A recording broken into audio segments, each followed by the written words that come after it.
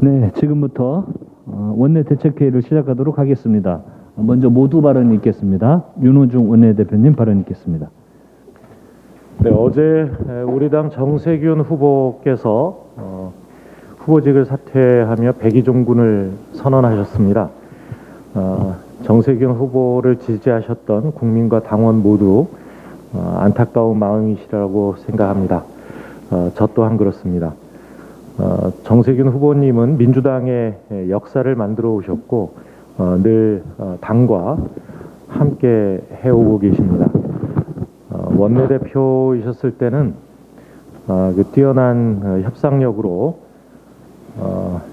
많은 성과를 내셔서 이 상대당의 원내대표를 가장 많이 갈아치운 기록을 세우기도 하셨고 2008년 대선 참패 이후에 2년 만에 이 지방선거의 이 승리를 만들어낼 당시의 당대표이기도 하셨습니다. 2012년 대통령 선거에서는 선대위 상임고문으로서 마지막까지 후보를 지켰고요. 또 국회의장과 국무총리를 지내시면서 이 국회와 또 국정 모두 그 인품과 식견 그리고 정치력으로 국회와 정부를 잘 이끌어 주신 분입니다. 정말 안타깝습니다. 그동안 축적해 오신 후보님의 경험과 지혜, 또 미래 비전이 우리 당의 이 경선으로 모두 녹여내서 이 당의 힘이 되도록 하겠습니다. 하나 되는 민주당과 새로운 대한민국을 위해서 저희 모두 더욱 분발하겠다는 다짐을 하면서 정세균 후보님께서 그동안 보여주신 노력과 열정에 다시 한번 경의를 표합니다. 감사합니다. 어제 윤석열 검찰이 검찰 내부망 기밀을 이용해서 윤 총장 장모 사건의 대응 문건을 작성하고 변호를 하려 했다는 언론 보도가 나왔습니다. 검찰 관계자가 내부망을 조회한 것이 아니라면 장모 측 변호인도 알 수 없는 정보라고 합니다. 윤석열 검찰이 검찰권을 사유화해서 야당과 언론에 대한 공격을 하는 것은 물론이고 본인과 가족에 대한 변호 활동까지 나선 초유의 국기문란 사건이라고 할 수 있습니다. 그럼에도 불구하고 어제 대정부 질문에서는 국민의힘 당이 윤석열 지키기를 넘어서 자기들이 국기문란 검찰 쿠데타의 공범임을 여실히 보여주었습니다. 전혀 사건과는 상관없는 박지원 국정원장과 제보자의 만남을 끌어들여서 물타기를 하는가 하면 제보자를 박지원 수양딸이다 이렇게 표현하거나 정치 난행인이라는 등 이 제보자를 공격하는데 집중을 하고 또 공수처 해체를 주장하는 등 이 수사를 방해하는데 앞장섰습니다. 이렇게 그 사건의 물타기, 제보자 공격, 수사기관을 공격하는 이런 행태야말로 국민의힘이 검찰 쿠데타의 공모 내지는 주요 종사자 또는 하수인이었음을 스스로 보여주는 것이다 이렇게 볼 수 있습니다. 우리 모두 잘 아는 것처럼 이 사건은 검당 유착, 국기문란 사건입니다. 권력기관의 정치적 중립성 일탈, 또 정치 권력과의 유착을 통한 선거 개입, 국기문란 사건인 것입니다. 이 사건의 주역은 누가 뭐라 해도 손중성 검사를 비롯한 윤석열 검찰과 당시 이 법률위원장, 국회의원 등이 이 동원돼서 이 사건에 개입한 국힘당입니다. 고발장에는 민변 소속이었던 21대 총선 출마 후보자들에 대한 노골적인 총선 개입과 정치 개입의 내용이 그대로 담겨 있습니다. 검찰발 쿠데타로 민주주의를 위협한 것입니다. 윤석열 총장도 그렇습니다. 이 지휘 책임자로서 모를 수도 없거니와 만약에 몰랐다면 오히려 몰랐다는 이유로 그 책임을 져야 하는 국기문란 사건입니다. 더불어민주당은 검찰의 비위 역사를 끝내줄 수 있도록 이 사건의 철저한 규명과 아울러 검찰 개혁에 앞장서겠습니다. 세무사법 개정안에 관해서 한 말씀 더 드리겠습니다. 세무사법 개정안이 이 1월에 법사위로 넘어온 이래 지금까지 법사위를 통과하지 못하고 있습니다. 이 법이 헌법재판소로부터 그 위헌 판결을 받고 개정 시한인 2019년 12월 31일을 넘긴 지도 벌써 2년이 가까워져 오고 있습니다만 20대 국회에 이어서 21대 국회조차 이렇게 세무사법 개정을 미루고 있다. 이게 심각한 문제입니다.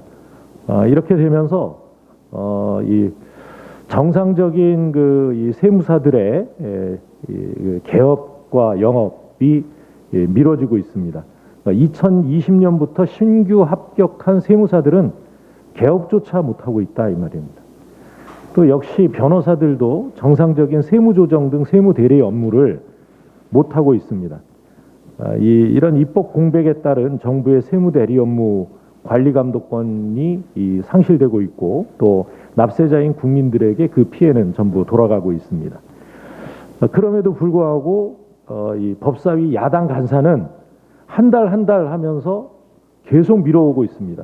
이미 몇 달째 한 달만 미뤄달라라고 했는데 이번에도 또 한 달 미뤄달라라고 한다는 겁니다.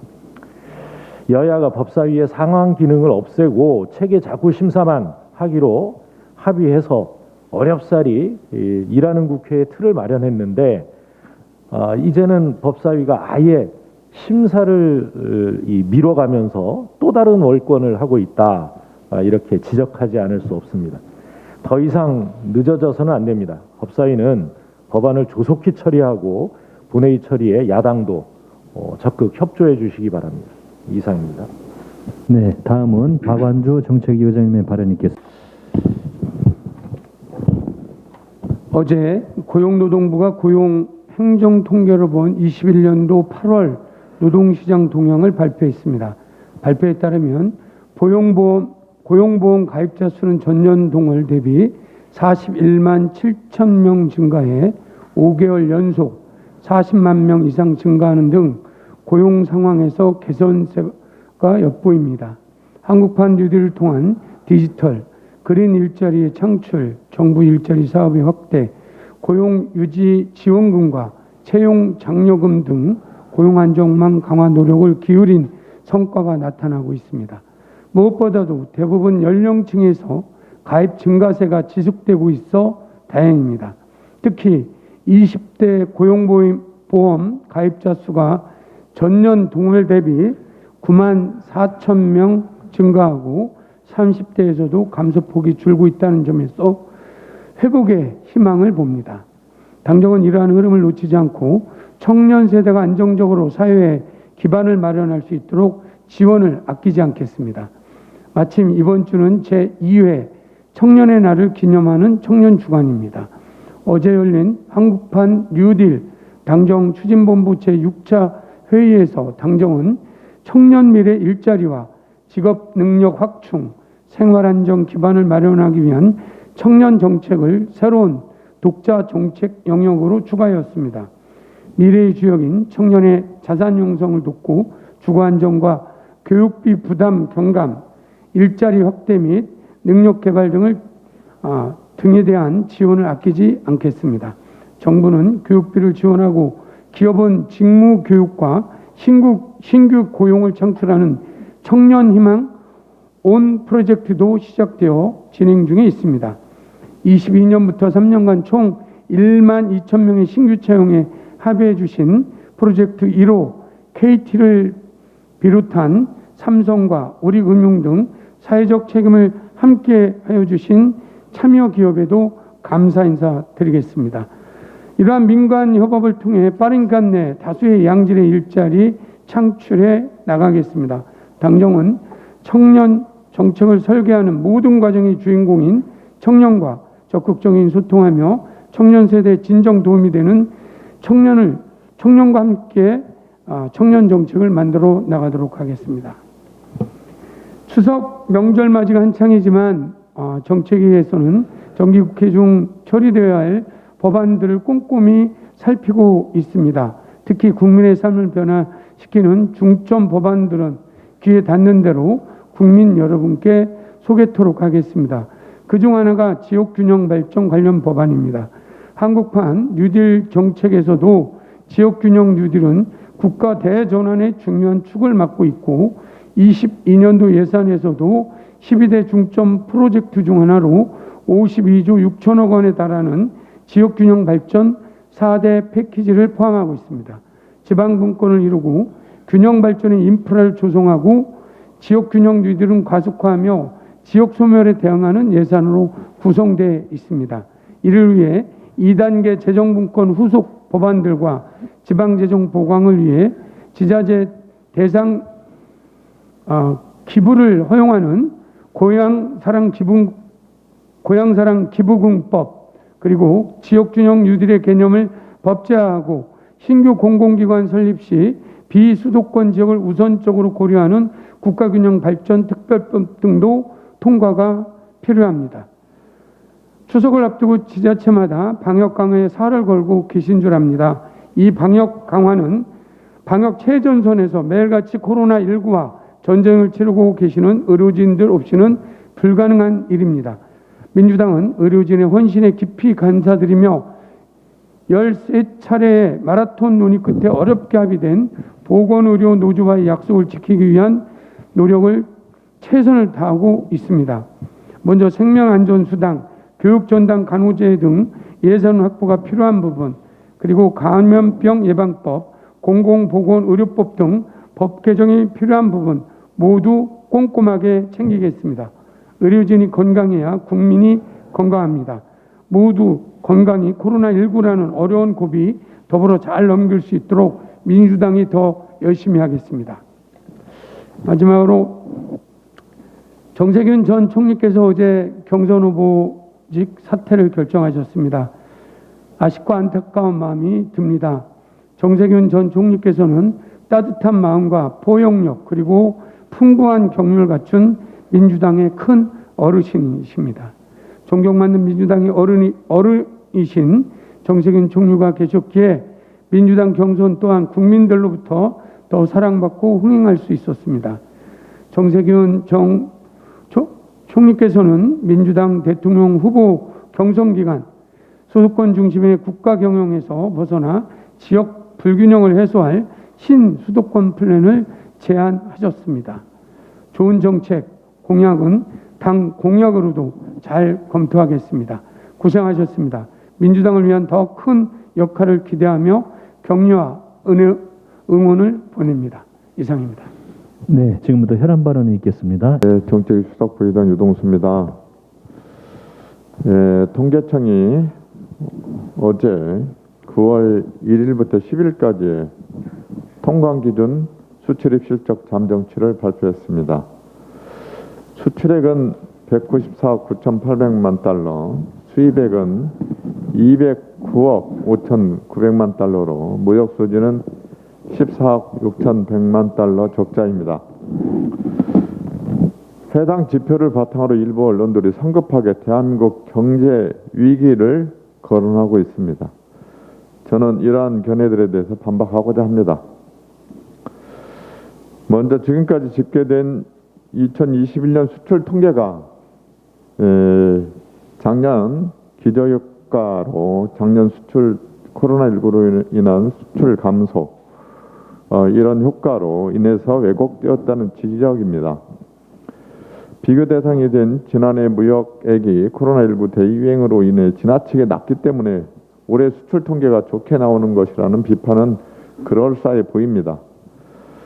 하지만 지난 8월 말 기준 대한민국의 2021년 누계 수출액은 4,119억 달러로 역대 최단 기간에 4천억 달러를 돌파했습니다. 8월의 월 수출액도 532.3억 달러로 역대 8월 월 수출액 1위입니다.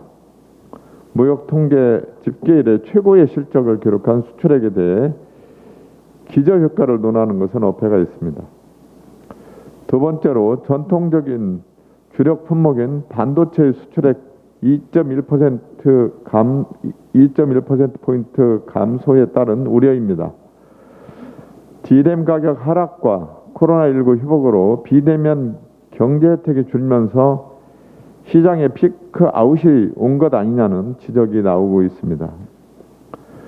그러나 13일 한국거래소에 따르면 외국인 투자자들은 이달 들어서 지난 10일까지 삼성전자를 3,309억 원 순매수액 1위를 기록했습니다. SK 하이닉스도 2,470억 달러를 순매수해 3위에 올랐습니다.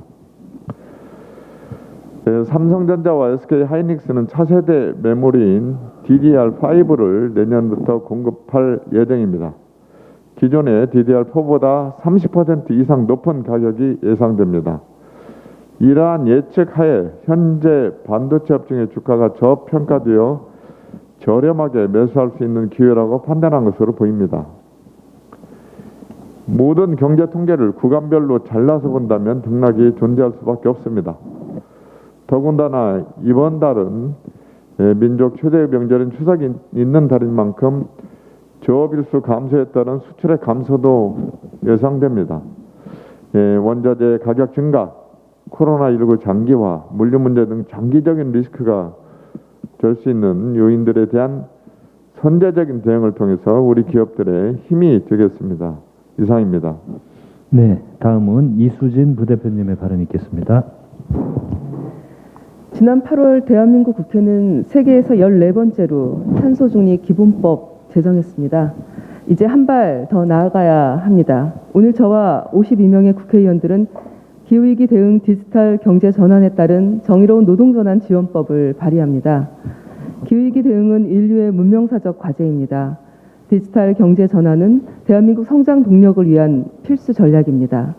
하지만 이 과정은 반드시 노동과 함께해야 지속 가능합니다.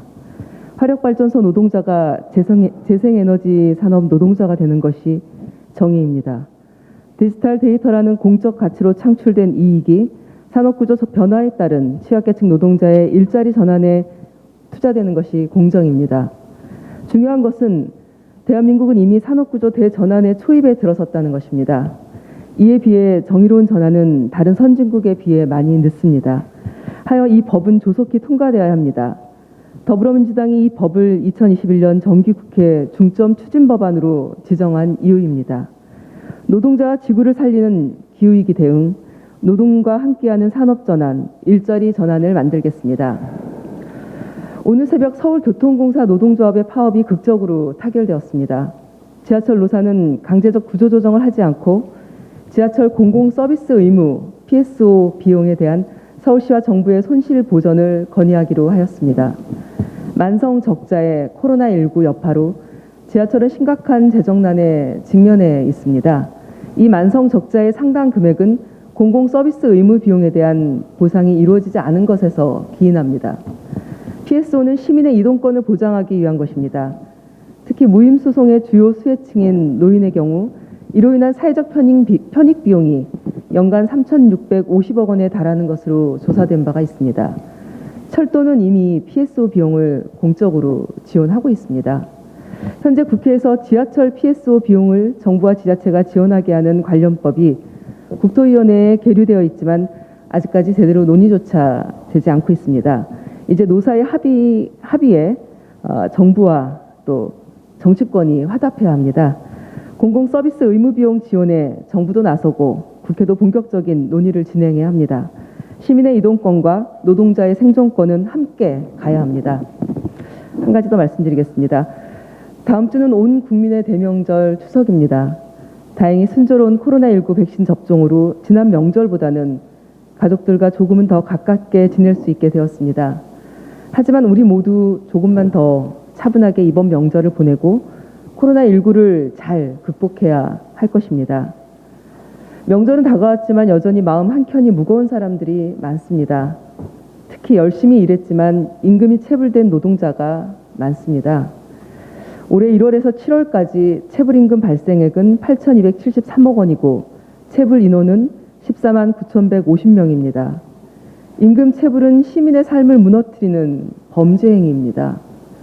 전 얼마 전 양대노총 노동시민단체들과 함께 근로기준법 개정안을 발의했습니다. 주요 내용은 상습 임금 체불에 대한 징벌적 손해배상 도입, 임금 체불에 대한 반의사 불벌죄 실질적인 폐지, 임금 채권의 소멸시효를 현행 3년에서 5년으로 연장하는 것입니다. 정치의 본령은 국민의 삶을 지키는 것입니다. 정부는 임금 체불 집중 지도가 실효적인 성과로 이어질 수 있도록 노력해 주시길 바랍니다. 그리고 국회는 임금 체불 방지를 위한 근로기준법 개정에 적극 나서길 바랍니다. 차분하고 마음 따뜻한 한가위 명절 되시기 바라겠습니다. 이상입니다. 네, 다음은 최혜영 부대표님의 발언이 있겠습니다. 2년 가까이 코로나로 많은 국민들이 힘들어하고 계십니다만 자녀를 둔 워킹맘도 가장 힘들어하시는 분들 중 한 분이 아닐까 생각합니다. 인구보건복지협회에서 자녀를 둔 워킹맘 1,000명을 대상으로 조사한 코로나19와 워킹맘의 양육 실태 결과에서 워킹맘 중 절반 52.1%나 코로나 시기에 휴원 등으로 인해 아이 맡길 곳을 찾지 못하는 돌봄 공백을 경험했다고 합니다. 특히 이들 중 미취학 영유아를 양육하는 워킹맘 32.1%는 돌봄 공백에도 아무것도 대처하지 못했다고 합니다. 심지어 응답한 워킹맘 중 45.3%가 우울 의심 집단으로 분류돼 지원이 필요한 것으로 나타나는 다소 충격적인 내용까지도 있었습니다. 그러나 이들 워킹맘이 긴급하게 아이를 맡기기로 선택한 곳은 국가 돌봄 체계가 아닌 조부모, 친인척인 1순위로 꼽았습니다. 여전히 돌봄의 부담이 가족에게 머물고 있다는 겁니다. 육아종합지원센터 돌봄교실과 같은 공적 돌봄 체계를 답하는 경우는 3.5%로 미비했습니다. 워킹맘들은 우리나라의 육아 환경에 대해 100점 만점에 43.1점으로 사실상 낙제점을 주었습니다. 우리 정부가 그동안 저출생 문제 해결을 위해 돌봄을 국가가 책임지겠다고 많은 예산을 쏟아붓고 있었지만 현실에서는 여전히 워킹맘이 홀로 책임지고 있었습니다. 2000년 64만 명이었던 출생아 수가 2020년 27만 명까지 떨어지는 데는 다 이유가 있다고 생각을 합니다. 늦었다고 생각했을 때가 진짜 늦은 것일 수도 있습니다. 하루라도 빨리 더 이상 워킹맘들이 돌봄으로 힘들어하지 않도록 워킹맘들이 가장 바라는 유연 근무제 활용을 비롯해 확실한 돌봄 국가 책임제를 시행해야 합니다. 우리 민주당뿐만 아니라 정부도 함께 앞장서 주시길 강력히 요청드립니다. 이상입니다. 네, 지금부터 회의를 비공개로 전환하겠습니다.